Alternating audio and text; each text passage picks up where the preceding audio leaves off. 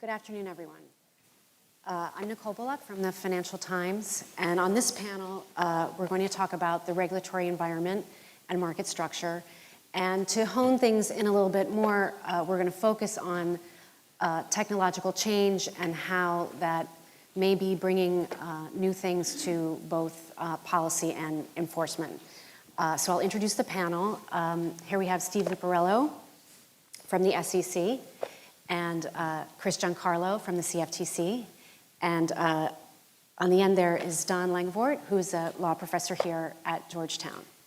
So just to get started, Steve, it would be great to hear some of your thoughts on what's on your radar screen right now in terms of technology and policy, and what are some areas where you're really focused and thinking about some things that need to be updated or changed because we have new things going on for markets.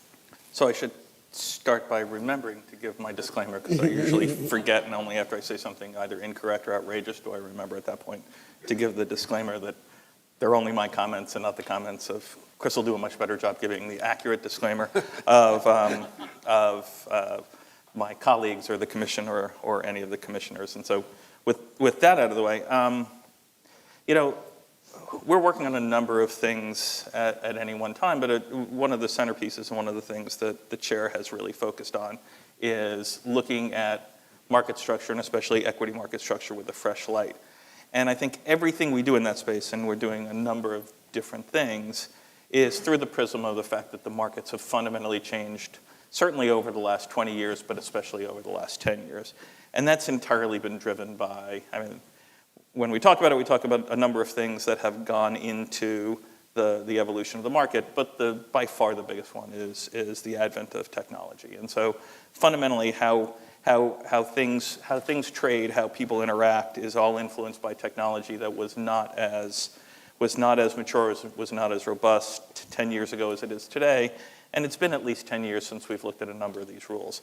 So how our rules intersect with the technology of the marketplace is something that influences everything we do. So, for example, a couple of the things that we've been working on for a while and have put proposals out on are greater transparency for alternative trading systems, which are used far differently now than they were 10 years ago or 15 years ago when those rules were first put into place, as well as greater transparency around order routing decisions, venues, types of orders, and the like. All of that is designed to provide both sunlight and more information to both decision makers and the customers of decision makers. And not only is it necessitated by technology, it's also enabled by technology. I think as we look at what we're going to ask market participants to do, in one sense it appears to be very daunting, but it is so ingrained in the message traffic that is what the market's all about these days. It's our expectation that's going to be pretty easy to comply with. Well, I wouldn't say easy to comply with, but reasonable to comply with. Is there a new frontier at the moment that you're just sort of on the cusp of beginning to think about that really needs to be a focus over the next couple of years? So it's funny because certainly the answer people love to give to that is, blockchain or distributed ledger or whatever else. I think, and regulators like to talk about being proactive, but regulators really should never be proactive. They should be nimble in how they react, right? Because I don't think it shouldn't be our job to drive the way the markets go. So in any of these areas, I think it's important for us to be knowledgeable, to be nimble, and to be open to ideas. But when people ask us, for example, what are you doing about fintech broadly? What are you doing about blockchain, distributed ledger narrowly? The answer is, we're thinking about it, we're staying educated, but the doors are open to the ideas for you to think about how to use these new technologies and come into us and have those conversations. And so I think that's the point we're at right now. So with blockchain in particular, if you talk to the startups and as well some of the established players that are getting into that market, they say that regulations are one of the things that is almost an obstacle right now, because the standards need to be actually written in order for the technology to begin to be used more broadly. Would you agree with that? And how do you do that balancing act between not being oppressive at the start of, at the very dawn of a new technology like that, but still making sure that you're creating the conditions for that technology to grow. And I think the answer there is to continue to invite people to come in and tell us how, right? Tell us how you're using it, tell us how you want to use it, tell us how you think our regulations interfere with it, and see whether we are accommodating to those changed business models. And I think in a lot of cases, we will try to do that. I will say, for all the conversation that we've had around something like blockchain, the number of sort of concrete business ideas that people are ready to talk to us about have been few and far between. And so you worry a little bit there, are the messages that we're open for these conversations not getting through, or is there just, frankly, at this point, a fair amount of conversation, but not much traction yet in terms of how to turn these new technologies into new business opportunities? Okay. So Chris, you've actually spoken about this very balancing act of regulating a new technology and protecting investors, but not going so far as to squash innovation and development. So can you elaborate on that a little bit and talk about how you're doing that at the CFTC? Great. And Nicole, thank you for the opportunity to be here and to fill in for Chris Brummer. And Steve, thank you for the reminder to give my disclaimer that the views I'll express are my own views and do not necessarily express the views of the Commodity Futures Trading Commission, my fellow CFTC commissioners, or the CFTC staff. That's Excellently it. done. That's as written.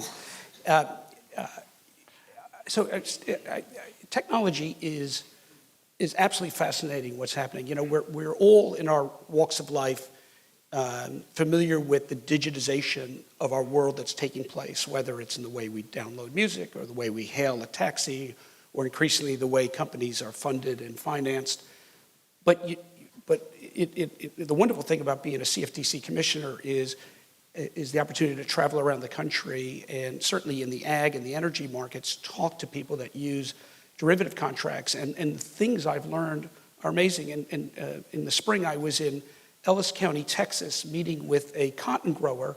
I was trying to understand the cotton market a little bit better and some flaws some issues that may be in our cotton contract. And as we were riding in his truck to go to a cotton field, we actually passed by a field of winter wheat that had just been cut. And he said to me, "We cut that field last night." And I just thought, "Well, you cut it last night. How did you cut it last night?" And he said, "Oh, you want to see something cool?" And he pulled his truck over. This is a probably 65-year-old man, pulled out his iPhone, took a couple of swipes, and showed me a video taken in the dark of night. And in the center of the video, you could just make out a series of 4 headlights. 2 of the headlights were the combine that was cutting the field. The other 2 headlights were side by side. They were his tractor that was pulling the cart into which the wheat was going. The combine was being guided by GPS satellite. The tractor was held steady alongside the combine by vehicle telemetry. And the video was shot by his drone that was in the sky. The whole operation was done by he and his son. Neither of them had to drive the vehicles. They were just there in them doing measurements. Modern combine technology is accurate to the square foot. Modern fields are plowed with furrows so straight you can't detect the difference between the variation. It's absolutely amazing how digitization is transforming everything we do. And therefore, it's no surprising that digitization is radically changing our financial markets in the way trades are done, increasingly by algorithms, increasingly by artificial intelligence, with new blockchain technology and smart contracts. So our markets right now are probably 70 to 80%, depending on asset class, driven by computer algorithms.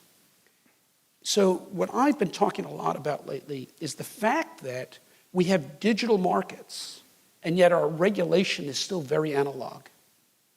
We're analog regulators. We're 20th century regulators in a 21st century digital market. And what we need to do is really repurpose rules that were written for an analog trading environment for modern digital markets. At the CFTC, our rule book still refers to, we still have registration categories for floor traders and floor brokers. And the floors are all closed for the most part.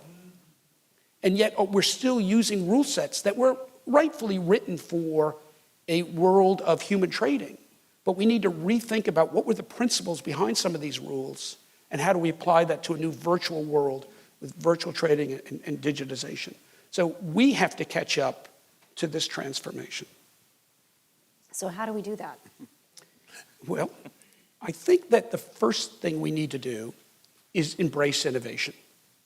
I think sometimes, and Steve said it, we regulators are always in a catch-up mode to regulation. But I think we need to embrace it. And we need to embrace it not only because market participants are using it, but because it presents opportunities for us as regulators to do a better job at what we're supposed to do. And I'll just give you an example. One of the key imperatives to come out of the financial crisis and the Dodd-Frank Act was to create, in the area of over-the-counter swaps, swap data repositories where all the transactions would be collected. Well, we're still doing that on an ex post facto basis. We gather data and then we try to reassemble it. Now, the CFTC gathers data based upon those instruments, those swaps instruments that we're responsible for. Swap data repositories collect on behalf of the SEC data for which they're responsible for. You get US transaction data, we get US transaction data, and yet the swaps market's a global market. So we're trying to piece together trading information that's divided by jurisdiction, divided by national borders, and yet we're trying to recreate a marketplace of a market that's a global marketplace. Blockchain presents a tremendous opportunity for us, the regulators, instead of trying to recreate trades, but to see them in real time across jurisdictions, across borders. So some of these new technologies will enable us to do a better job, let alone the market participants. So we need to embrace this because we ourselves need to become a 21st century operation alongside the 21st century operations that are operating in our markets. So Say that again. do you see blockchain as something that's a 10 years from now proposition, a 3 years from now proposition? I mean, how quickly are you expecting this to really take on and be used more broadly in the financial markets, whether in settlements or, which seems to be the area that everybody's been talking about predominantly, but maybe there's some other areas which turn out to be the right fit for blockchain. But what kind of time frame should we be thinking about? Bill Gates has said something that I'll paraphrase because I don't have the exact quote, but he said, when you look forward to technology innovation, it looks like a long way off. But when you look backward, it looks like it just happened yesterday. And I'll date myself now. When I learned first-year contracts from Don Langevoort at Vanderbilt Law School a long, long time ago, I went out into a world where the newest technological innovation was FedEx. And as a young lawyer, we would get documents together, print hundreds of copies, put them in a FedEx envelope and send them, and then go home and wait till the next morning when the FedEx arrived at your client or wherever, they'd open it up and you'd have a conversation about it. Now everything is instantaneous. Well, I'm old, but I'm not that old. It wasn't that long ago that the newest technological innovation was FedEx, and now everything is instantaneous. Blockchain will be here before we know it, and I don't think it makes sense to sit back and wait for it. In fact, I look around the audience here, and there's a lot of young people. I came out and FedEx was the hottest thing, and look where the world is today. You're going to come out and blockchain is the next thing, and by the time you're my age, that will be old hat, and the world will have moved on to something else. So it's going to come fast and furious, and I think it's going to be very transformational.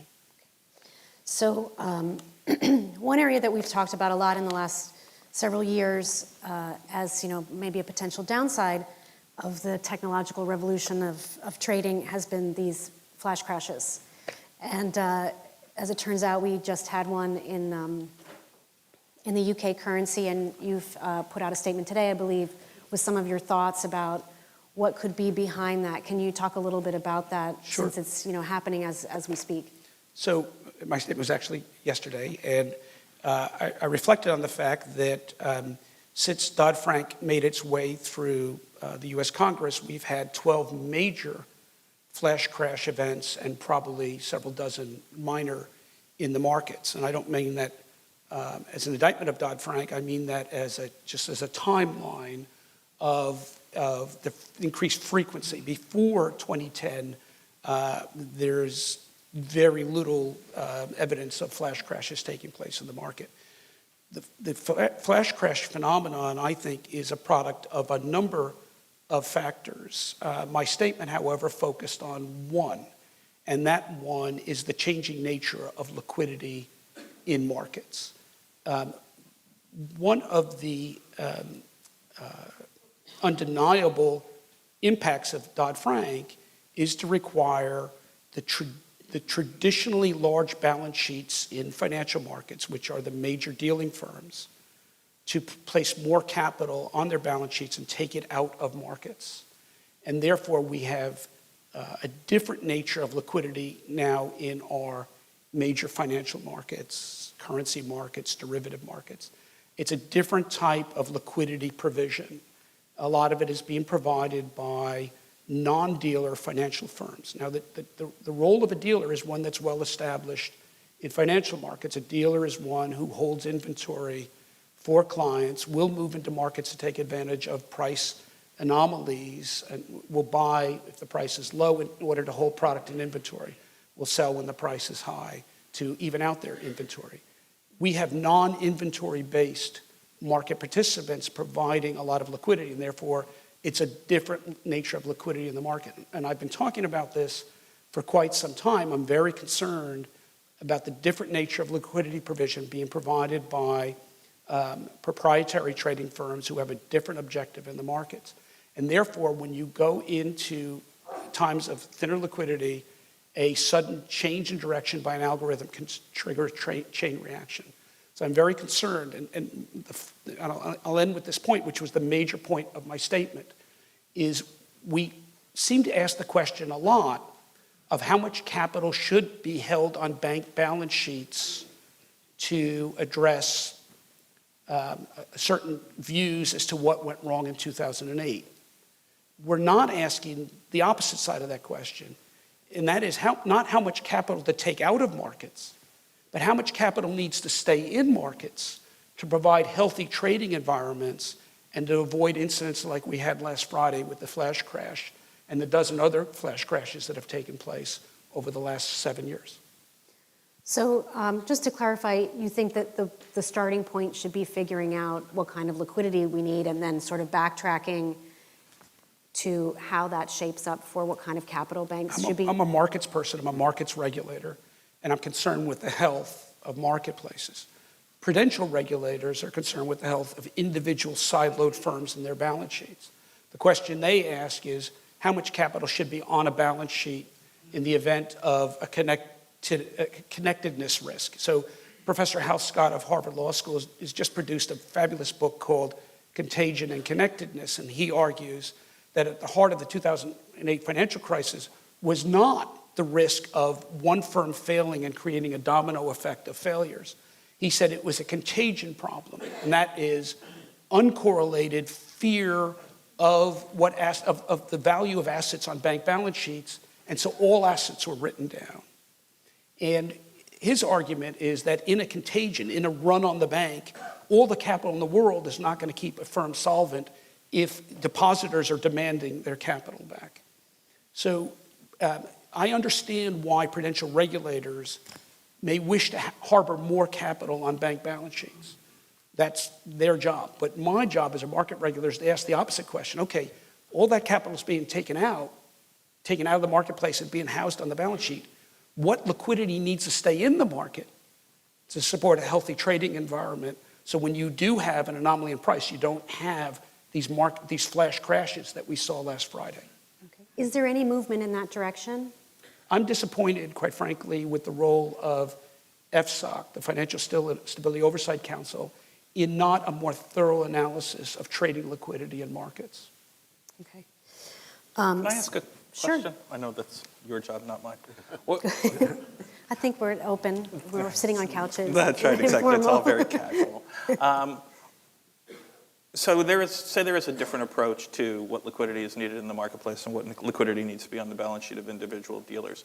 What makes you think that even if that analysis was undertaken and a different conclusion was reached, that you'd see these dealers re-enter the markets as liquidity providers? It was a business model that served for a long time, so I don't know why they would not be in the marketplace. Now, maybe there are other factors that have changed. And maybe it's not dealers that come back. But if you think about it, by having required regulated banks to hold more capital and take capital out of markets, it has set the scene for non-regulated entities to move into the markets and to deploy their balance sheets. So to some degree, the problem is one of a regulatory creation. And that's, marketplaces, before I became a regulator, I spent 12 years at a public company that operated marketplaces. Marketplaces are ecosystems.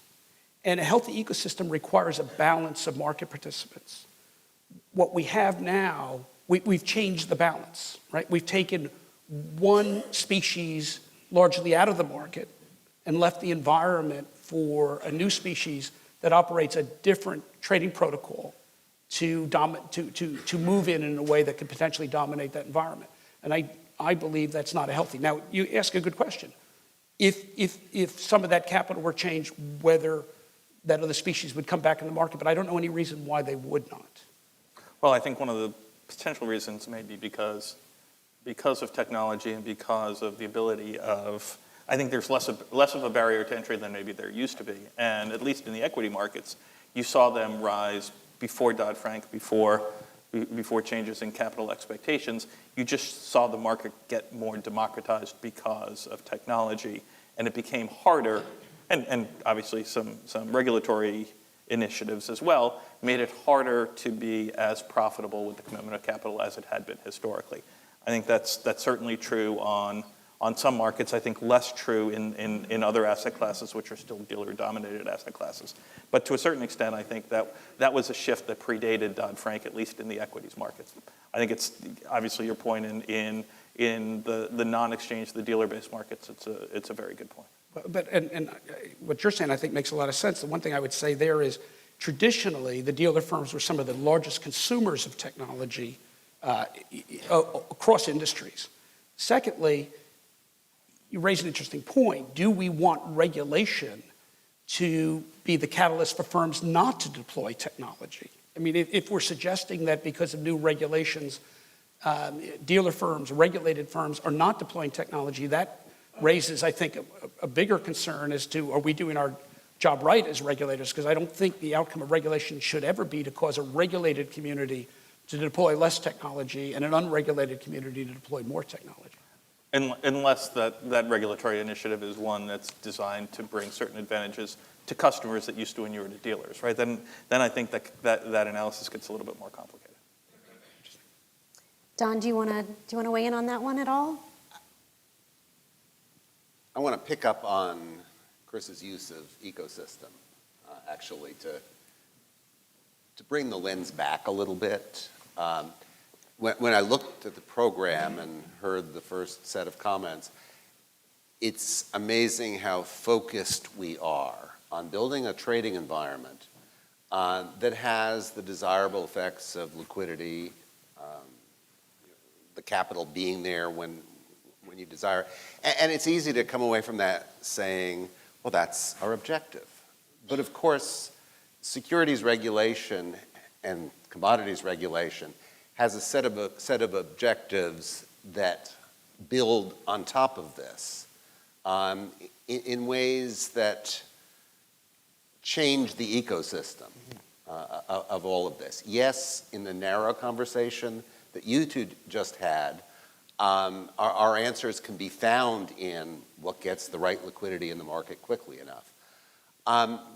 What strikes me, not being a markets person so much as a securities person, two layers up there, is that our discussion of objectives really ought to be substantially broadened. And my expertise is on enforcement and regulatory intervention. When Steve was talking about letting innovation run, and I think that's absolutely right.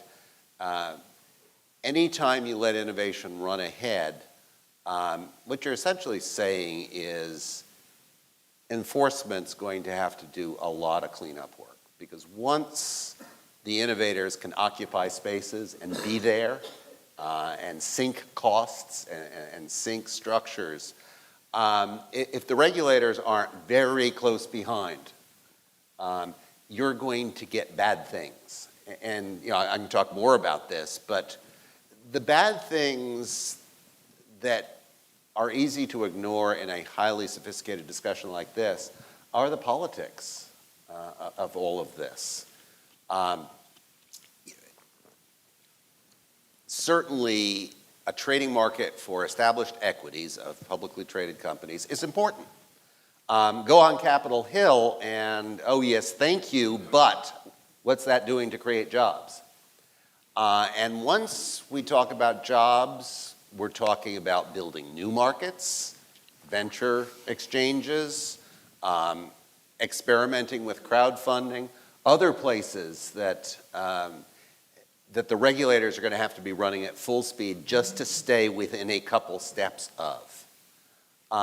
So it strikes me when we back up the lens, the pressure is going to be on the commission, both commissions, to observe what always happens in innovation, which is it doesn't get to be particularly public regarding. Incentives matter, to use the economist's phrase. And so I've been fascinated by, and you hear echoes of this on Capitol Hill, you hear more than echoes of this in the press, in political campaigns.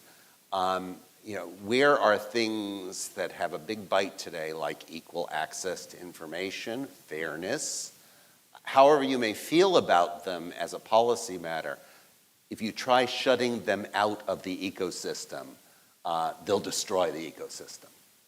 And I'm not going to make any predictions about elections over the next 6 weeks, but one can readily see how the story of algorithmic trading could change dramatically depending on what happens in 6 weeks. And we could be telling a story about a lot of things. So that's what fascinates me about this. I spent a little bit of time on the SEC's Market Data Advisory Committee, the most fascinating part of which was my next door neighbor on the committee was Bernie Madoff. I knew that line was Yeah. Once you move the lens back, you see lots of other things that cannot be ignored. So do you have any thoughts on that, Steve? No, I think Don raises some excellent points, and it does. It's interesting. There was a little bit of a swirl around venture exchanges about a year ago, and again, in that context, I think the message we try to send out was, look, we've had these conversations before. Others have tried these markets before. To us, figuring out ways, and Tick Pilot is another one, figuring out ways that we can demonstrate that we're appreciative of the fact that the highly liquid end of the market trades differently than the lower end of the market, and some innovations and some technology have brought real benefits to one side of the market, not necessarily to the other. We're open to experimentation, while at the same time, we would be very cognizant of things like investor confusion. So tell us how to build a business where you can bring some creativity to market structure and maybe some tweaks of our existing requirements in that space, but still hold our hand on issues like investor confusion. And the reality was that while that was not viewed as being outwardly hostile to the idea of venture exchanges, when folks who were thinking about it heard those words, couldn't solve the latter problem, the idea of venture exchanges, which I continue to be relatively open to, didn't seem to have the traction they had beforehand. And in fact, the little aside on that was I testified on the House side on this with 3 or 4 other folks, and that equivocal statement that I just gave about venture exchanges basically was my testimony. And it turned out that of the panelists, I was the biggest fan of venture exchanges up there because nobody had figured out how to make money in it without potentially running the risk of compromising investor protection. So I think that's how, so Don's statement of, we're going to lag, but if we lag too much, we're arriving after the crash as opposed to in time to prevent the crash is a great metaphor for how we should approach it. It is, however, sometimes difficult.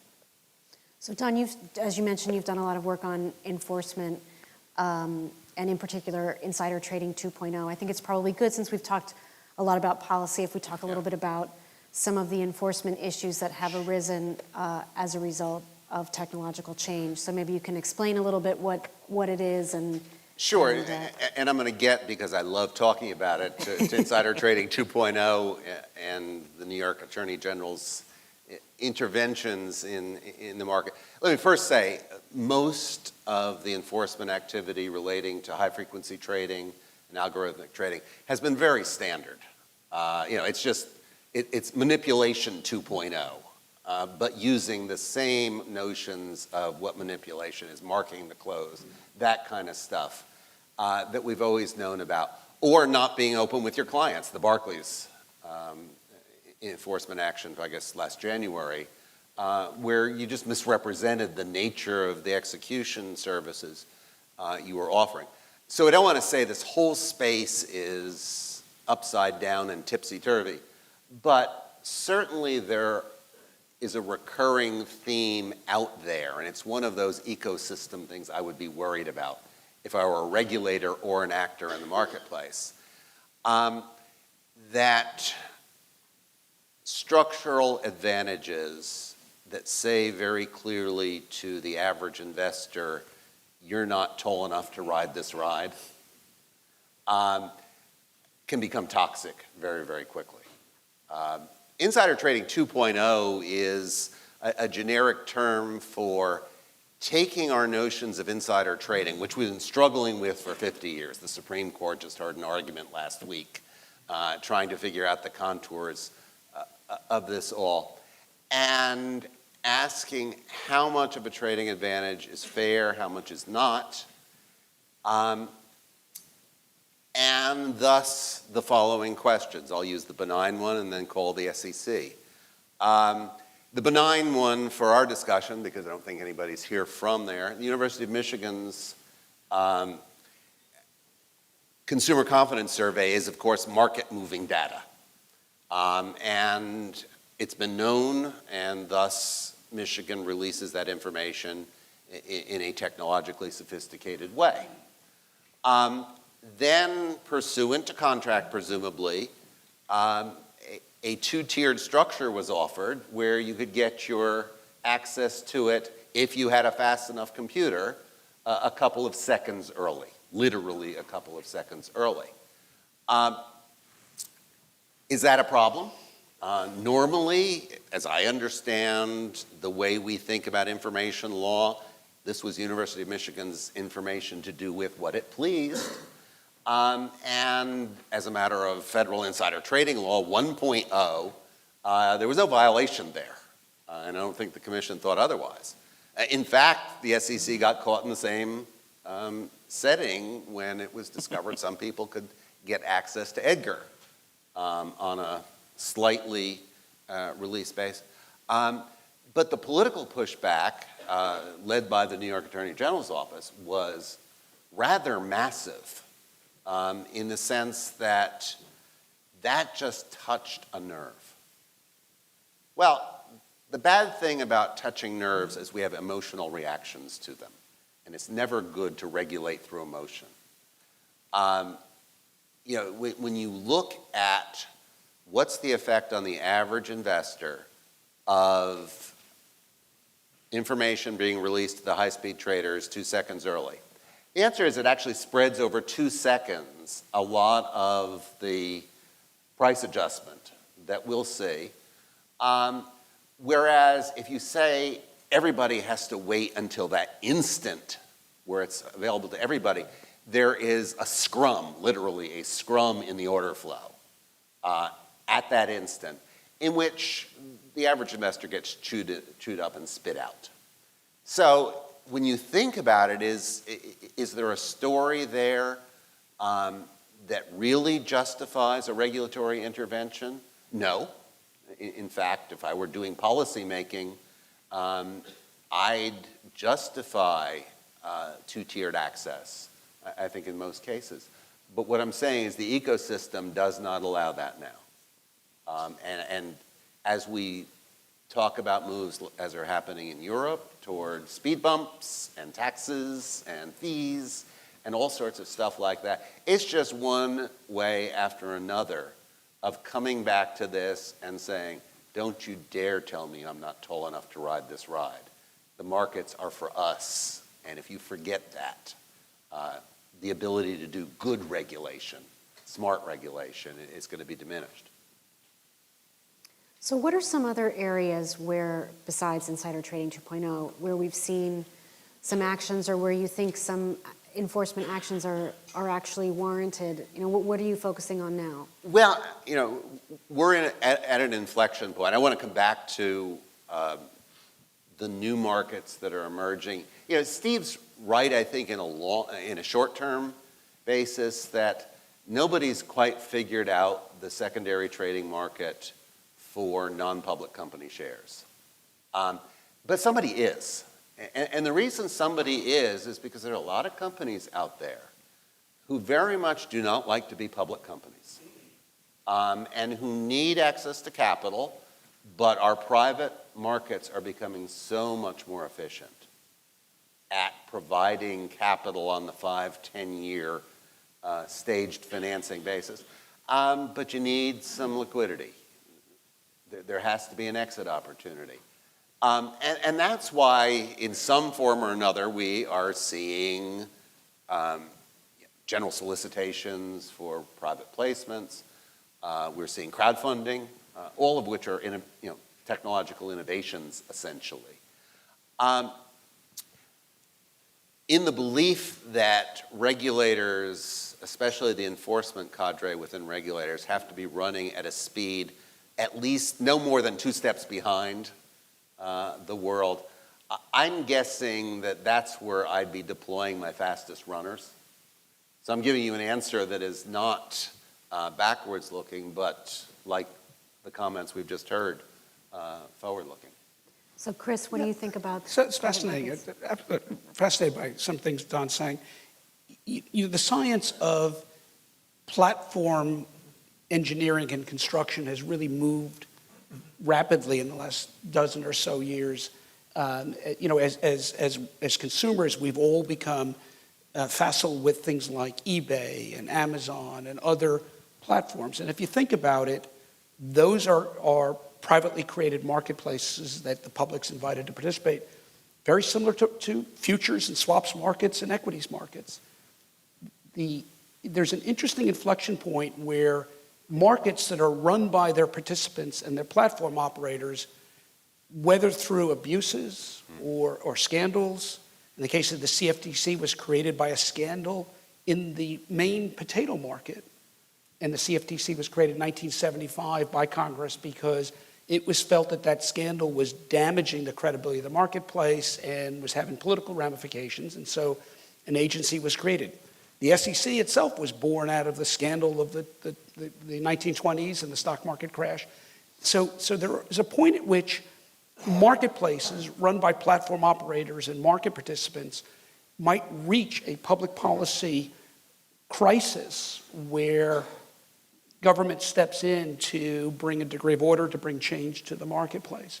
And so I think this is it's sort of a never-ending process. You know, and I don't want to single out an e-commerce platform, but one of the ones I might mention, if there turned out to be some scandal in that. Well, take a look at in some of the online news media when there was a question as to whether they were skewing the results of online polling and everything else. There was a crisis. There was perhaps threatened government action, and they took action themselves. So we live in a world where platform design can evolve very rapidly, very interestingly with technology, but there's always a balance between the credibility of that marketplace. And if that credibility falls out of whack, often there's a policy response to it. I myself am fascinated by platform design, and one of the reasons why I think technology is it's actually an opportunity for regulators, because if our job is to express that public policy as to how a trading environment, a marketplace is conducted, how can we do it if we don't have the latest technology? So, and I'll just use one more analogy. A highway, in a sense, is a marketplace. It's a marketplace of people going in different directions, getting on, getting off, right? And there are people using old technology on the highway. There's 30-year-old cars driving, and there's the latest model, and they're all using the same highway. But interestingly, the police never have old technology. They always have the fastest squad cars on the road, because their technology needs to be as good as the fastest technology on the highway. They need to be able to follow a Ferrari or a Lamborghini if it's speeding down the highway. So I take our cue as expressing that public policy approach to marketplaces is we need to be as good as the best technology in the marketplace if we're to do our public policy job, the responsibility we've been given. So Steve, would something like e-commerce ever come under the purview of the SEC? I think we're platform agnostic. We're obviously we're asset class specific. So yes, I mean at some point you could see the idea of one of the e-commerce platforms that Chris was talking about suddenly attempting to find a way to buy and sell securities. Mm-hmm. There, I think, in terms of the number of regulatory hurdles that one would need to get through, the barriers to entry to being an exchange are much, much lower than they used to be. But as my friend in the front row can tell you, they're not quite zero. And so I think the level of regulation that would go with that, including having intermediary regulation be an important component of that as well, would probably lead anyone who is running those e-commerce platforms that there are much better things to trade without that level of regulation than securities. Right, I think the only example that comes to my mind is several years ago around the financial crisis. I do believe there were some people maybe selling California IOUs on eBay. I don't know if it was legitimate or not. I don't remember if it was eBay or Craigslist, but that's so. I guess anything's possible. But you do look, and sometimes those innovations are done with sort of an earnest sense of experimentation, but a complete lack of knowledge about what the existing state of the law is. So the idea of going back, one of the things I was thinking was Chris was talking about how if you lose credibility in the platform, it's hard to get it back. I think that's true unless you're talking about fantasy sports, at which point the credibility is lost and it's regained the next Monday. But but there have been things like the stock version of online fantasy games, and folks have started those up and thought they were interesting innovations without ever appreciating the fact that what they actually might be trading is a swap that requires a substantial amount of regulation. So you do see some enforcement in that space, but I think this is a very highly regulated environment, and so innovations. This gets back to the point Don and I were talking about. Innovations that are just interesting ideas are probably not money-making enough to actually try to figure out how to do it in a fully regulated way. So that's probably a good place to pause and see if there are any questions. So you sir right there in the front row.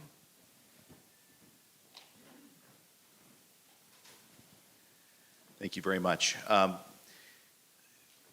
Many years ago, when the NYSE had a thriving specialist system, there were rules under Rule 104 that governed the positive and negative dealer obligations, under which a market maker was directed and expected to use his own capital to facilitate trading in an orderly and continuous fashion.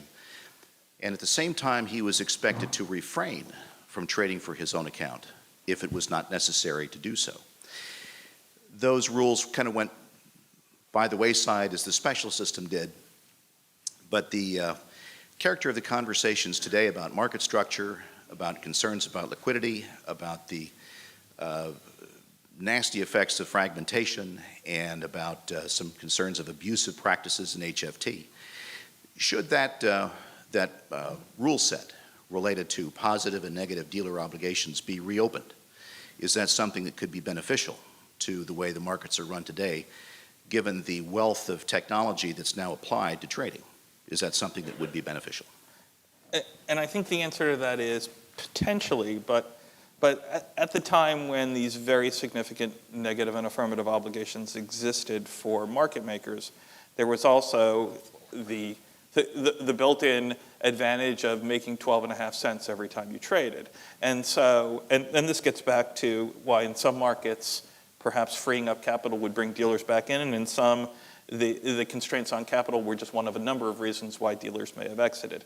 And so I think you'd have to figure out ways in which you are placing those obligations on dealers, but incenting them to stay in the space when they've made economic decisions that they don't want to stay in the space anymore because of both regulatory and technology changes. And then that gets to be a pretty complex conversation, especially if it's around giving them advantages, and those advantages are seen as a zero-sum game in terms of investor experience. So I think in some ways that is a very, very good idea. It brings stability to the market in ways that are probably better than the things we have in their place now, which are external circuit breakers and things like that. But finding those incentives is not an easy task. I would just to say, in the markets regulated by the CFTC, we don't have that specialist market maker concept. But I did mention the role of dealers in the swap market that has really been dramatically transformed in the last few years to the point where they're not deploying their balance sheets in anything similar. And so what we have is now market participants who disclaim any obligation whatsoever to step into a marketplace and provide the role. In fact, they'll tell you that if the market gets choppy enough, they'll just shut down and go home for the night and come back in a few days later when things are better. So is it any wonder that we're seeing these types of flash volatility events when you see a 6% drop and your major liquidity providers have said, you know what, too tough for me, I'm out? Although it's not always clear, right, whether they're pulling out because it's too tough for them or they're pulling out for other reasons like imperfect information. Right? But we know they're not staying in because they have clients that expect them to stay in. That's exactly and what we had before was dealers who would stay in because their clients expected them to be in. Unless the situation was extreme enough, and then they wouldn't. Look, this, right? we're all studying this. Not at a franchise risk level. Right, but there is a coincidence, right? It is coincident that the capital requirements that have caused dealers to pull out of the market is taking place at the same time that we're seeing an increased frequency of these flash events.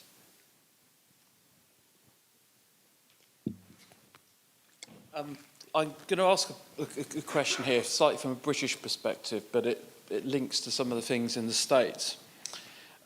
Steve, you mentioned at the beginning of your of the panel that you didn't think regulators should be particularly proactive with regard to looking at innovation.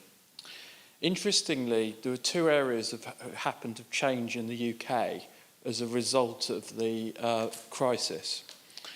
One is is giving a policy objective to competition. And one of the interesting things that both the Bank of England as a prudential regulator, the PRA, and the FCA as a conduct regulator, and I'll focus on the FCA, they've had this thing the last couple of years, a thing called Project Innovate, which has created a regulatory sandbox. And speaking as somebody who helps fintech and regtech businesses, whether it's robo-advice, setting up challenger banking models, and I was at a meeting with the Bank of England on Monday morning, UK time. I'm not sure where my body is now, but that's a different question. I'm just interesting to hear, so those over that competition objective, there actually has been a safe environment for people to look at these new business models. And my other question is, the second part of my question is the other major change. And I know this is more of a financial markets session rather than banking, but I'm going to use banking as an example. One of the stories that's hit the global financial news over the last 2 or 3 months has been obviously Wells Fargo. And Wells Fargo has a thing, and it's a repeat of some actions that have taken place in the UK as well. But post-crisis, one of the interesting actions have taken place of the regulator, and it came in March this year, and it's being expanded to the whole non-banking sector, is an individual accountability regime. So where you get the chief executive of Wells Fargo standing up and saying, I am accountable on the front of the Washington Post. But yes, you might be losing $43,000 in share options. But if you look at, go back to the professor was saying about enforcement actions, one of the issues about enforcement actions are, of course, is the fact that the senior managers of these firms often go missing, or as the regulators in the UK said, they could never nail the chief executive of RBS because it was trying to nail jelly to a fridge. I'm interested to see, both from the regulators and professors, what your thoughts on those two dynamics, both looking at innovation, having a safe environment, but also post the election cycle. And I'm not going to comment about American politics, but do you think there's going to be, because I understood some of the American regulators were looking at an individual accountability regime in the same way that's being started to be experimented in the UK? To personal perhaps liability. I'll hit the first and leave Don and Chris on the second. I think I'm aware of Project Innovate, and I think, well, without the label, I don't think it's terribly different from at least the message we try to send out. Having us in brainstorming in terms of what potential new business opportunities could be created based on evolving technologies or evolving changes to the structure, it's probably something that I think is maybe a little bit of a bridge too far for us. But in all these ways, I think we continue to encourage people to come in, even if the ideas are not nearly in the formative stage, to discuss with us the potential issues, the potential bumps in the road that we might cause. And I think we've done that in a bunch of different contexts. Like I said, we've done it in the TIC pilot. We're about to do it in an access fee pilot. We've had a number of conversations with folks about how to, getting back to Don's point, how to bring liquidity to the private markets in a way that is consistent with our investor protection mandate. A lot of these conversations started at the very, very early phases of business folks' thoughts, and we've been able to contribute and have conversations. So I don't think we're not anti-innovation. We're pro-innovation. I don't think we see ourselves necessarily as innovation partners, but at least we continue to think ourselves as people who will not be innovation killers. On the enforcement point, I take your point is well taken. I've never thought that jelly was impossible to prosecute. I know the ways you can develop conscious avoidance and other kinds of claims. I think we got into some bad habits. There were very savvy, I think is the right word, decisions not to prosecute chief executives of banks during the crisis because stabilizing the economy outranked getting back. And there was also concern about the nature of the testimony, given how deeply regulators were involved in many of these decisions. It wouldn't have been a pretty trial. So there are all sorts of reasons why we had compromises of the sort that we did. I think that has now ripened into you assume you don't go after. I would like to see that changed. So, and I have a long list of ways that could be changed. I would just add in CFTC regulated world, we've had 3 spectacular blow-ups of our futures commission merchants, which are one of the major vehicles in our markets. And the first was Revco, and the CEO of that firm is currently serving time in jail. The second one was Peregrine Financial, and that CEO is currently in jail. The third one was MF Global, and since that is still a pending matter with the CFTC, I won't say anything more. On the issue of Project Innovate, I'm a big fan of that, and it takes me back to the 1990s and the dawn of the internet, when in a very enlightened environment in American politics, a Republican Congress and a Democrat president got together to create a first do no harm regulatory approach to the internet. And as a result, the United States led the world in technological development of that technology. I have advocated for a similar approach to blockchain, and there's now been a bill introduced on Capitol Hill by Representative Patrick McHenry to create something similar to what the UK is doing with Project Innovate. And I really think that it's clear. In fact, when I met with the FCA, they actually referred to the United States approach to the internet as a model for what they were doing with blockchain.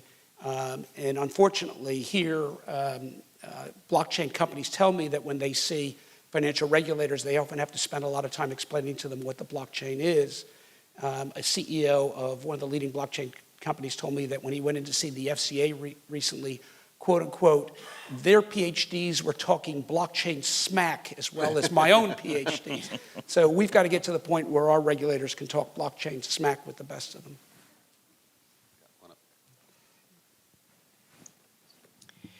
We currently have hundreds of financial regulators in the United States at the state and federal level.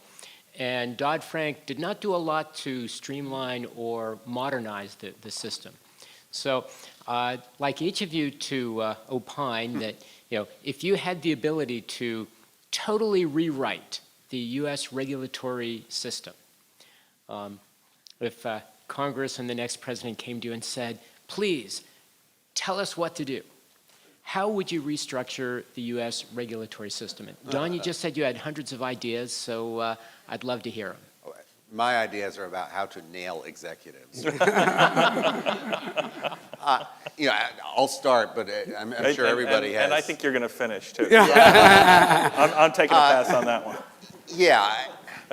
I don't think anybody who's paid serious attention to the issue, other than having skin in the game, one way or another, would tell you anything that anything short of a Twin Peaks structure, which is, there are competing notions of stability and protection of markets, consumers, and things like that, that when you try to mix them into one agency, you get some troubling things. See banking regulation, mid part of the 20th century.